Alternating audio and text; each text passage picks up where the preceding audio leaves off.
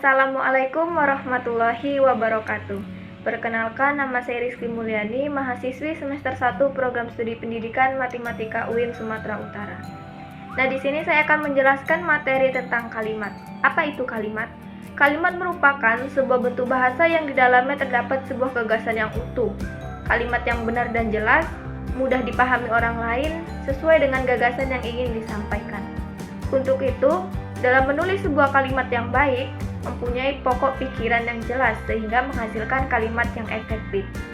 Kalimat bukan semata-mata gabungan dari beberapa kata, namun di dalam kalimat harus memiliki makna yang utuh dan jelas. Untuk itu, sebelum kita membuat kalimat yang baik, kita harus memahami terlebih dahulu struktur serta unsur-unsur kalimat. Unsur-unsur kalimat.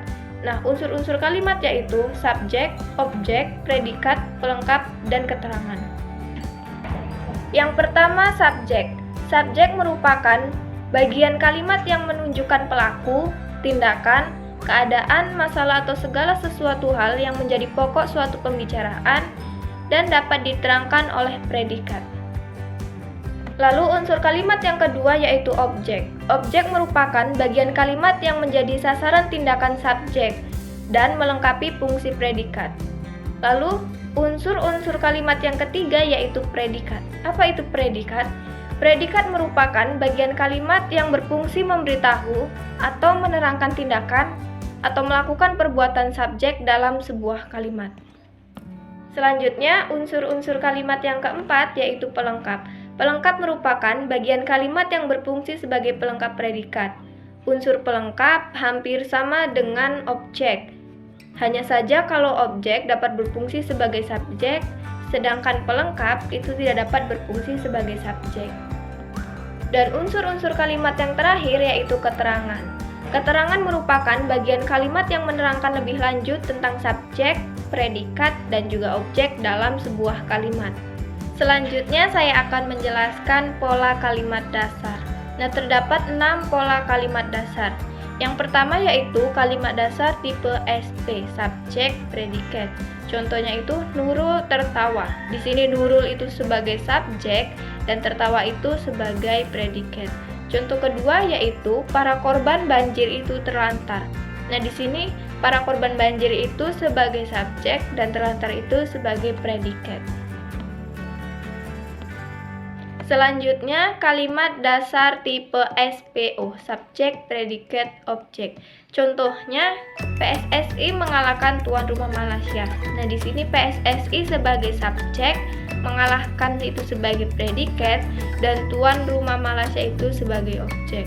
Contoh lainnya yaitu KPK menangkap para koruptor. Nah, di sini KPK itu sebagai subjek, menangkap itu sebagai predikat, dan para koruptor itu sebagai objek. Selanjutnya, kalimat dasar tipe SPPL, subjek, predikat, pelengkap. Contohnya yaitu banyak orang yang ingin menjadi anggota DPR. Nah, di sini banyak orang ini sebagai subjek, menjadi sebagai predikat, anggota DPR itu sebagai pelengkap.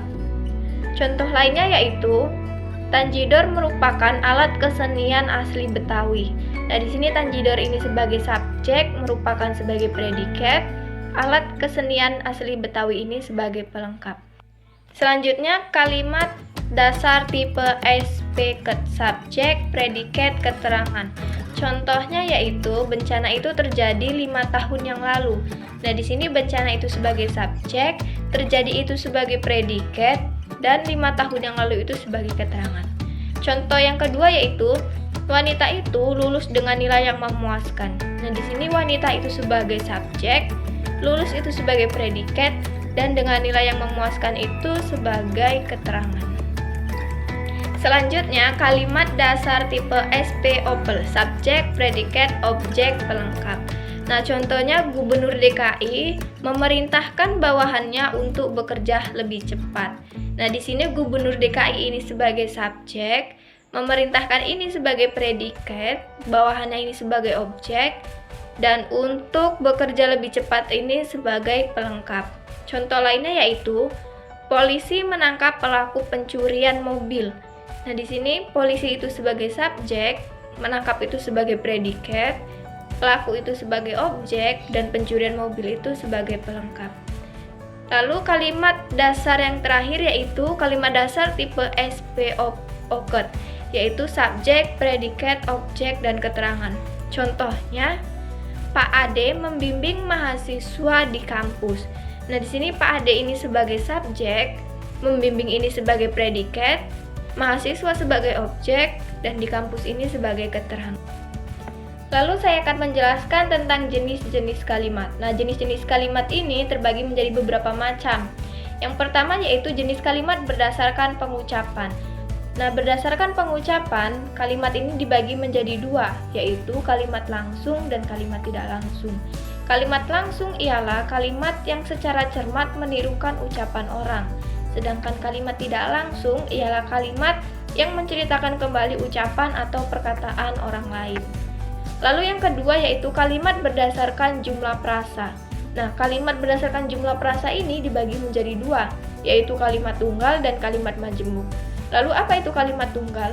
Nah, kalimat tunggal ialah kalimat yang memiliki satu pola klausa yang terdiri dari satu subjek dan juga satu predikat. Lalu apa itu kalimat majemuk? Kalimat majemuk ialah kalimat yang dibentuk dengan gabungan dua atau lebih klausa. Lalu yang ketiga yaitu kalimat berdasarkan isi atau fungsinya. Nah, kalimat berdasarkan isi atau fungsinya ini terbagi menjadi 4, yaitu kalimat perintah, kalimat berita, kalimat tanya, dan juga kalimat seruan. Nah, kalimat perintah ialah kalimat yang bertujuan memberikan perintah kepada orang lain untuk melakukan sesuatu. Kalimat berita adalah kalimat yang isinya memberitahukan sesuatu. Selanjutnya, kalimat tanya adalah kalimat yang bertujuan untuk memperoleh suatu informasi atau reaksi jawaban yang diharapkan. Dan kalimat seruan adalah kalimat yang digunakan untuk mengungkapkan perasaan yang kuat atau yang mendadak. Lalu kalimat berdasarkan unsur kalimat. Nah, berdasarkan unsur kalimat ini dibagi menjadi dua, yaitu kalimat lengkap dan kalimat tidak lengkap. Kalimat lengkap adalah kalimat yang sekurang-kurangnya terdiri dari satu buah subjek dan satu buah predikat. Lalu kalimat tidak lengkap adalah kalimat yang tidak sempurna karena hanya memiliki subjek saja atau predikat saja, atau objek saja dan atau keterangan saja. Lalu yang terakhir yaitu kalimat berdasarkan subjeknya. Nah, kalimat berdasarkan subjeknya ini dibagi menjadi dua, yaitu kalimat pasif dan juga kalimat aktif. Nah, apa itu kalimat aktif dan pasif? Kalimat aktif adalah kalimat yang subjeknya melakukan suatu pekerjaan atau tindakan. Sedangkan kalimat pasif yaitu kalimat yang subjeknya dikenai pekerjaan atau tindakan. Lalu saya akan menjelaskan kalimat efektif. Apa itu kalimat efektif? Nah, kalimat efektif adalah kalimat yang dapat mengungkapkan maksud penutur atau penulis secara tepat, sehingga maksud itu dapat dipahami oleh pendengar atau pembaca seperti tepat pula. Lalu yang terakhir yaitu syarat-syarat kalimat. Nah, di antara syarat-syarat kalimat, yang pertama yaitu kesatuan gagasan, yang kedua koherensi yang baik dan kompak, yang ketiga penekanan, yang keempat variasi, yang kelima paralelisme, dan yang keenam penataan. Sekian materi tentang kalimat yang dapat saya sampaikan. Jika ada kesalahan baik dalam materi maupun pengucapan, saya memohon maaf. Saya akhiri. Wassalamualaikum warahmatullahi wabarakatuh.